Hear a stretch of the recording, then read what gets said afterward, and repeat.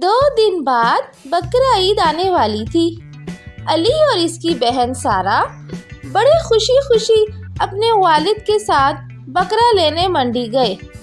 منڈی میں ہر طرف بکرے اور گائیں تھیں۔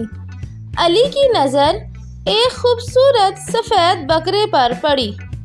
وہ فوراً کہنے لگا، یہی بکرا لینا ہے۔ علی کے والد نے بکرے کا جائزہ لیا اور قیمت پوچھی۔ بیوپاری نے ایک معقول قیمت بتائی اور تھوڑی سی بات چیت کے بعد بکرا خرید لیا گیا۔ علی اور سارہ خوشی سے جھوم اٹھے۔ گھر پہنچ کر انہوں نے بکرے کا خوب خیال رکھا، اسے چارہ کھلایا اور پانی پلایا۔ عید کی صبح سب نے نئے کپڑے پہنے اور بکرے کے ساتھ تصویریں بنائیں۔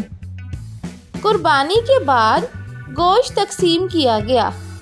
علی اور سارہ نے خوشی سے گوشت پڑوسیوں اور غریبوں میں بانٹا۔ انہوں نے سیکھا کہ قربانی کا اصل مقصد اللہ کی رضا کے لیے اپنی محبوب چیز کی قربانی دینا ہے۔ اس طرح کی پیاری پیاری کہانیاں سننے کے لیے شیئر، سبسکرائب اور لائک ضرور کریں۔